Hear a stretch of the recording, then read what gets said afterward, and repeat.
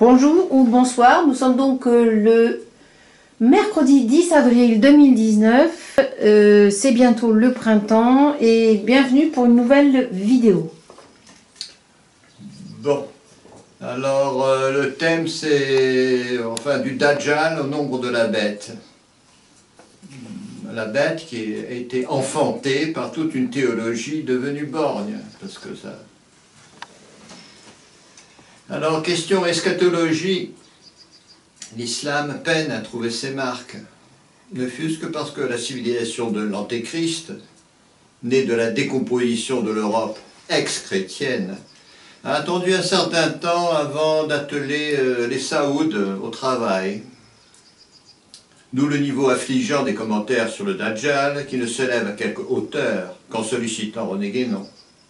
Au détail près, des illusions de ce maître quant à la préexistence d'une prétendue maçonnerie opérative, expression qui en somme forge le fantasme ou le concept. Alors pour là-dessus, évidemment, Carvela, Dachaise, et surtout Guénon, en quelque sorte, innocente la franc-maçonnerie du thème de la grande parodie. Il y a pourtant un lien ténu, mais parfaitement solide, entre le nombre de la bête et le borgne de l'œil droit. Ces deux figures de la contre-initiation, comme dirait René Guénon, par ailleurs incapable de pousser son avantage, ne fût-ce qu'en commentant la couleur du dragon de l'Apocalypse de Jean.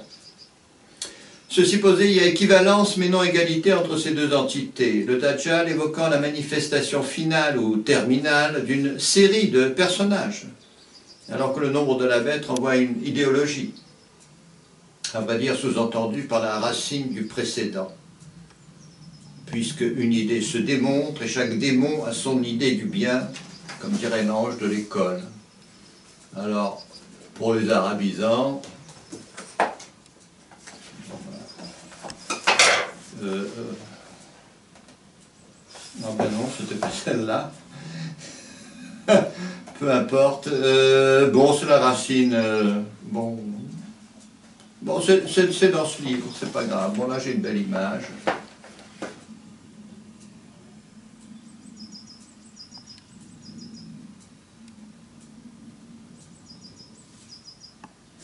Ouais, c'est pas mal. Est-ce que je vais pouvoir trouver l'autre? C'est le Dajjal. Bon. Bref, si on s'intéresse, on se donne la peine. Mais revenons à René Guénon, très précisément à son article de 1937 intitulé Kundalini Yoga, où l'équivalence établie entre lotus et séphiroth curieusement tourne court. Nous voulons dire s'arrête avant la croix latine et donc avant le Dajjal, ou plutôt sa description commune, où ce personnage, mieux cette hypostase de toute une idéologie, est présenté comme borgne de l'œil droit. Alors là, je vais... Parce qu'en fait, elles sont agrandies. Donc, elles sont dans les ouvrages, voilà, donc c'est ça. Donc, il y a... Donc dans Kundalini Yoga, il y a le système hindou. Ça, c'est la croix latine qui dérive directement. Ça, c'est la bouillie des kabbalistes. Parce que bon, le bon schéma, la bonne équivalence des Indes à la croix latine, c'est ça. Alors voilà là. Il est borgne de l'œil droit, c'est-à-dire il manque carrément quoi, quelque chose. En termes d'équivalence, lotus et sceau du livre de l'Apocalypse, cet œil droit renvoie à Chokma, la sagesse. Donc vous voyez en fait, ça c'est l'intelligence, ça c'est la sagesse. Et cet œil gauche à Bina, donc l'intelligence. Alors vous voyez que la sagesse carrément est absente. Bon, il est borgne, voilà. Donc ce sont les deux pétales. Tout spécialement donc cette intelligence chez les docteurs, tout spécialement les prétendus savants du christianisme et de l'islam, se verra très vite infligée au prétexte de foi, le traitement qu'une Chine déjà en voie de ses naissances, donc 11e siècle, infligeait aux pieds des petites chinoises.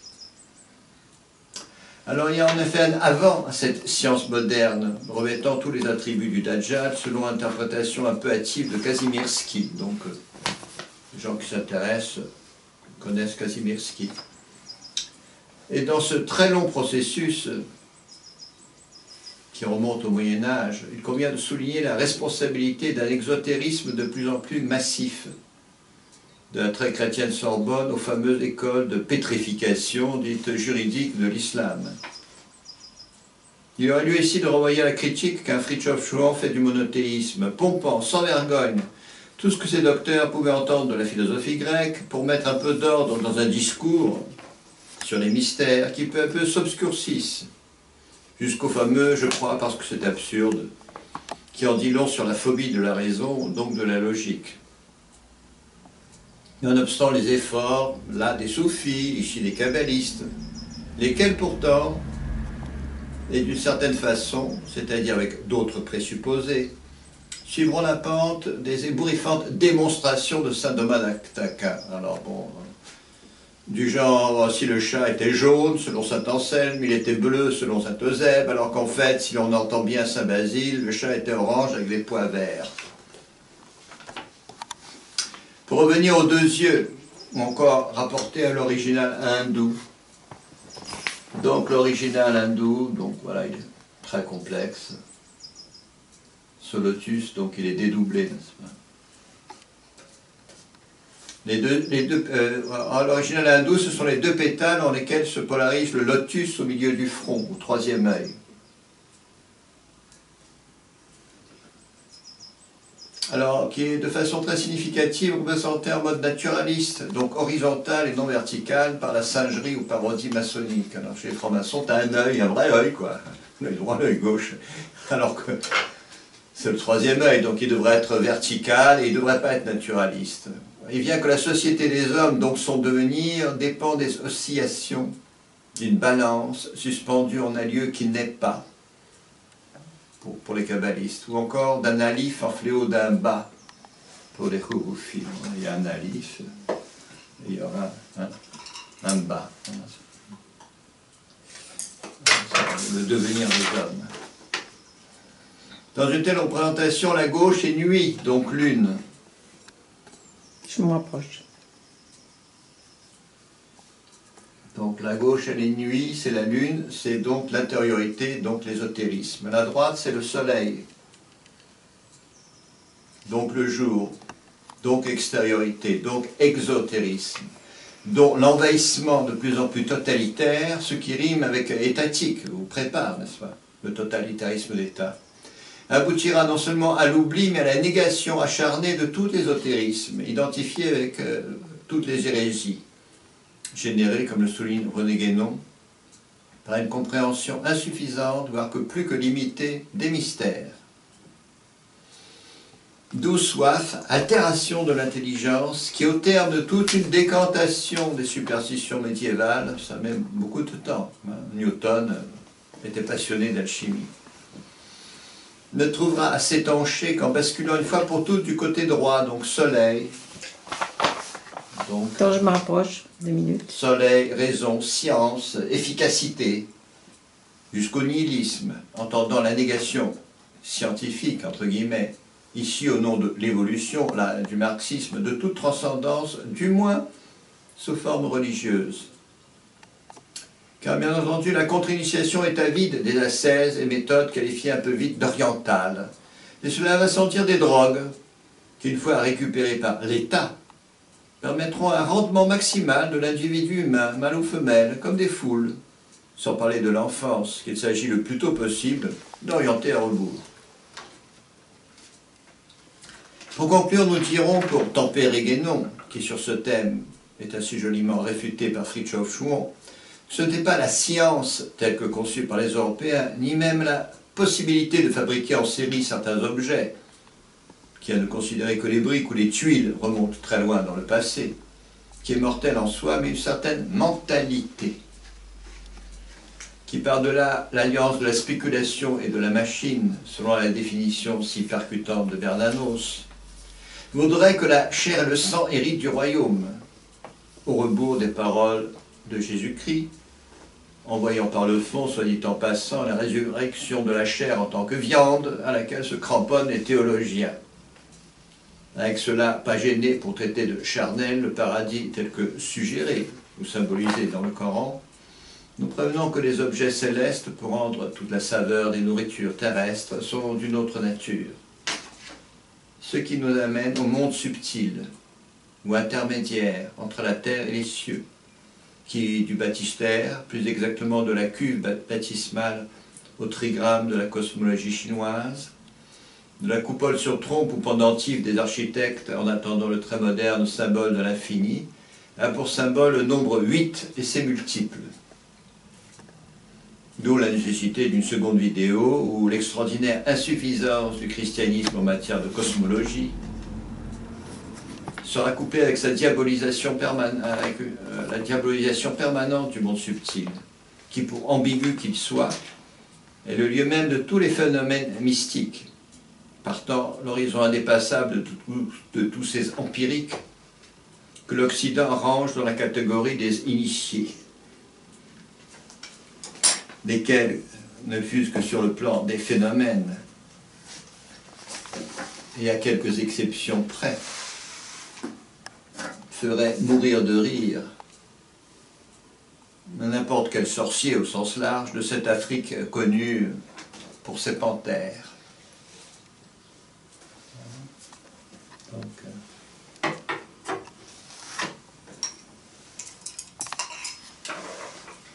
Voilà. Donc, je pense qu'il y a quand même des questions qu'on peut poser à partir de là. Bon, soit les auditeurs peuvent aussi nous poser des questions à travers les commentaires. Bon, moi, je vais en poser quelques-unes. Bon, la première que je voudrais poser, c'est par rapport à la grande parodie. Alors, tu me dis, c'est dans Guénon. Alors, c'est tout un chapitre du règne de la quantité et les signes des temps. Donc, petit à petit, on en arrive à une organisation internationale. Bon, alors, la première de toutes, c'est la franc-maçonnerie. D'accord. Première. Ouais. Qui, du reste, a joué son rôle dans l'installation du communisme dans les pays de l'Est. Il y a même une anecdote flagrante quand M. Belakoun a instauré la terreur en Hongrie. Donc, évidemment, alors ils étaient passés par les loges maçonniques. C'était des révolutionnaires, si possible. Bon, Belakoun était juif. Ils étaient passés par les loges maçonniques hongroises. Ils ont installé la terreur quelques années, et quand le gouvernement, enfin les Hongrois s'en sont débarrassés, et donc en conséquence ont interdit les loges maçonniques, on a fait savoir qu'il n'y aura plus aucun prêt dans le système bancaire international tant qu'on n'aura pas rétabli dans tous ses droits les chers francs-maçons.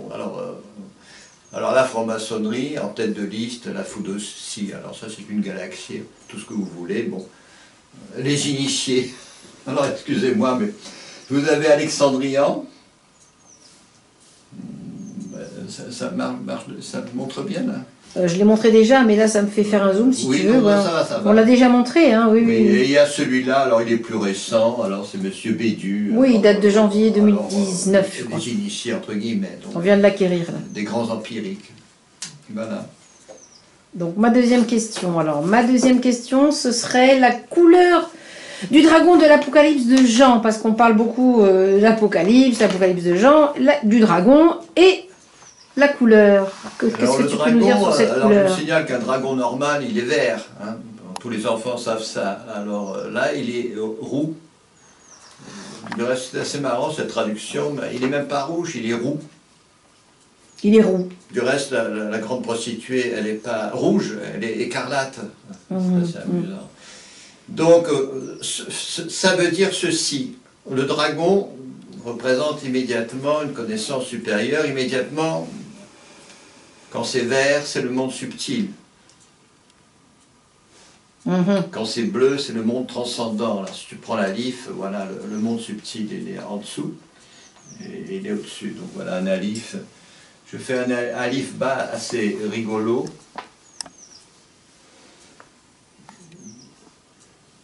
Alors, le monde subtil en tant que tel, avec les prodiges et les phénomènes, je ne sais pas où mettre pour qu'on le voit bien. Non, mais on le voit, j'ai fait une... vous voyez, j'ai mis le tranchant en bas. Oui. Pour pouvoir vraiment dominer le monde subtil, il faut Voilà, ça c'est la partie transcendante, ça c'est la partie, si tu veux, immanente. Voilà. Et ça c'est le passé et le futur. C'est pour ça que le devenir de l'homme, il est entre ce qui est sous ses pieds, ce qui est au-dessus de lui, et le passé et le futur. Donc tu vois bien que, comme on dit en russe, ça очень зависит, ça dépend de milliers de choses. Alors qu'est-ce que je disais? Donc le roux dragon, c'est un ésotérisme qui est entièrement orienté vers les choses physiques et matérielles. C'est ça que ça veut dire. Eh oui, oui. Oui, c'est-à-dire un ésotérisme qui est du côté de la matérialité intégrale. Donc l'âme n'est qu'une étincelle électrique, etc. Bon, ça va tout. Voilà, c'est tout simple. Alors moi j'avais une autre question à poser. Le nombre de la bête. Donc en fait ça renvoie, tu disais, à une idéologie. Alors oui, à propos... Alors en termes simples, hein, si tu peux. En termes simples, alors oui, je cherchais, j'avais dans ce livre une planche sur le Dajjal en arabe, mais enfin bon, tout le monde ne parle pas arabe. Il y a une définition très très simple dans Gaxot qui raconte un geste des Hohenstaufen. C'est-à-dire à partir de 1720, ce grand-duc de Prusse, 1720 c'est très drôle quoi. C'est un peu avant 1717, qui se met sur la tête une couronne, déclare qu'il est roi. Alors, le roi de France regarde ça avec stupeur, le Vatican regarde ça avec stupeur, et, comme explique Gaxot, à partir de là, il s'agit de vider, à la petite cuillère, le gouvernement des États de toute référence aux religieux. Alors, de fil en aiguille, on va arriver au Kulturkampf de Bismarck, et de fil en aiguille, tout naturellement, on arrive au nazisme. Et évidemment, le communisme. Petit à petit, alors, en mode beaucoup plus hypocrite, évidemment, l'Empire anglais, bon. Voilà. Alors, j'avais encore une question. Donc, croix latine à 3 traverses codant les 7 sceaux. Oui. Ceux-là même que les empiriques explorent à tâtons dans le brouillard. Alors, est-ce que tu ils peux... explorent à tâtons dans le brouillard. Alors, il y a quand même une notion qui est quand même assez importante, c'est que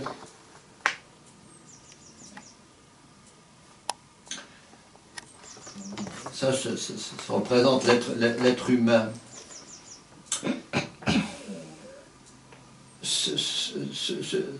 Cette description symbolique, elle est inscrite dans le cosmos. Tu ne peux pas tout seul t'imaginer que tu vas aller pomper dans le monde subtil, explorer, développer tel ou tel petit pouvoir, et à partir de ta petite expérience, à peu près mystique, mais sans même les garde-fous, parce que les mystiques sont quand même surveillés. Bon, déjà, le judaïsme traditionnel il était très, très sévère envers les kabbalistes. L'Église catholique, n'en parlons pas, dans l'islam aussi. Bon, tu ne vas pas tout refaire à partir de ta propre petite expérience du monde subtil, parce que de proche en proche, cela se répercute dans le cosmos. C'est ça. Il y a un chat qui veut rentrer, tu le fais rentrer? Si un chat veut rentrer. Il a peur de rater la conférence, je pense. Allez. Bon, tu laisses entrouvert peut-être, ça suffira. Mais tu sais, je ne vais pas ouvrir jusque-là, parce que... Si, mais c'est très bien. Voilà, continue. C'est nos figurants, donc, qui réclament. Donc en fait, j'avais aussi la question concernant donc Chouan, la critique que Chouan fait du monothéisme. Dans quels ouvrages? On peut les citer ou pas? Oui, alors bon, on avait un ami admirateur qui était dans le coin, je lui ai passé demi-douzaine de Chouan. Alors il y a Forme et substance dans les religions. Il y a l'ésotérisme comme principe et comme voie, et soufisme, voile et quintessence. Voile et quintessence, alors, oui. c'est peut-être désagréable, mais c'est essentiel. Du reste, c'est assez amusant que tous les sites islamisants qui se servent du soufisme pour repeupler la France, ou bien refaire une nouvelle civilisation. Et citent jamais Chouan, parce que Chouan connaissait beaucoup mieux l'islam que René Guénon. Hein. Donc, je recommande ces 3 livres. Saint Thomas d'Aquin.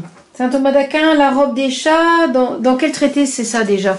Oui, alors j'ai résumé en fait la soi-disant logique qu'il y a dans la somme théologique. Donc je dis si le chat était jaune selon l'un, il est bleu selon l'autre, ou bien à la fin, bon, il est orange avec des pois verts. C'est abracadabrantesque, n'est-ce pas? C'est du n'importe quoi. Puis en plus, bon, c'était tout sauf un initié, saint Thomas. Il a peut-être entendu parler des 7 dons du Saint-Esprit, mais ce schéma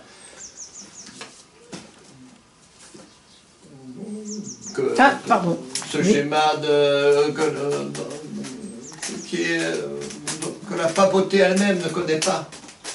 C'est extraordinaire. Une hiérarchie, un magistère catholique, ce système, que là il y a Luc, là il y a Lyon, là il y a Matthieu, là il y a Jean, bon, et on veut revenir au catholicisme. Revenir à quoi? Eh oui. Voilà. Alors, encore une question. Sur cette balance, suspendue en un lieu qui n'est pas. Oui, ben en fait, on l'a déjà répondu. On l'a déjà répondu, je pense, oui. Répondu, c'était oui, ça. C'était ce que tu montrais tout à l'heure. Il y a le futur, oui, oui. Il y a le chtonien, il y a l'ouranien. C'est-à-dire, sous la Terre, sous tes pieds, tu as la Terre, la planète Terre, hein, avec ses volcans, ses cyclones, ses raz-de-marée. Au-dessus de toi, tu as le ciel, alors toujours, pour les matérialistes, les astéroïdes, les comètes, les éruptions solaires, tout ce que tu veux. Et tu as le passé et tu as le futur. Alors tu vois bien que la chère petite humanité, bon, oui. Voilà, c'était ça. Peut-être pour finir, à propos des usages de la drogue dans les grandes démocraties. Alors je ne sais pas comment tu peux, par rapport au Dajjal, comment tu parles des drogues alors? Ah oui, mais c'est-à-dire que messieurs les initiés, très vite, se sont intéressés ce que par exemple dans la tradition du sorcier yaqui, bon, le bon, quoi, le vrai, quoi, les plans de pouvoir.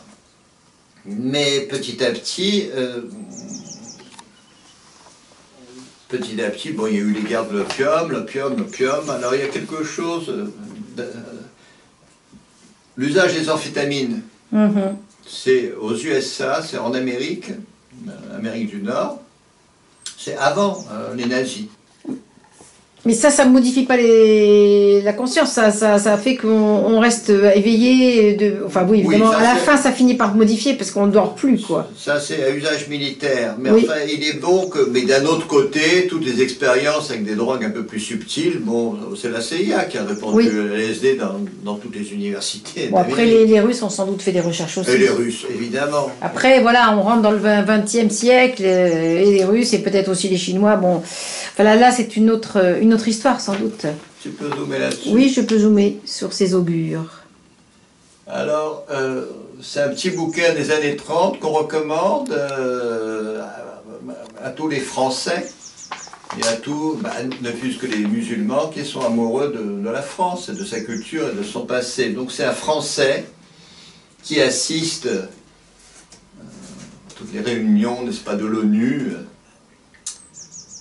Et à un moment donné, il y a toute une confusion, il y a un Chinois qui ose me parler un peu de l'opium, et il y a deux messieurs qui interviennent, et chaque fois on leur met un petit billet, parce qu'en fait c'est une question sensible. Alors il y a un Hollandais qui a tout observé, et qui dit, on est dans les années 30, les fabriques les plus colossales de coco sont en Suisse, j'attends avec curiosité le discours helvétique. Donc c'est l'ONU, hein.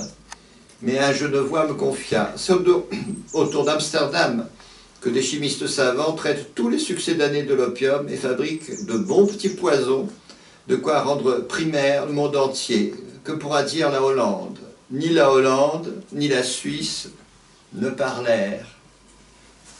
Alors quand on dit que c'est un Français qui écrit, il faut voir la description physique et morale des gens qui s'expriment, et aussi déjà tout un féminisme représenté par des femmes et des filles de pasteurs. Enfin, on s'amuse bien. Alors oui, c'est un peu bizarre, on était parti, mais enfin bon, quand il parle du Dajjal, ces pauvres musulmans, s'il n'y avait pas René Guénon, qu'est-ce qu'ils feraient? Bon, il y a bien chez Imram Hossein, mais le pauvre Hiram, quoi. Alors, voilà. Merci de nous avoir écoutés et n'hésitez pas à faire des commentaires ou même poser des questions. Toujours sur ocopsa@laposte.net si vous voulez nous écrire ou commander nos ouvrages qui sont toujours, à notre avis, intéressants.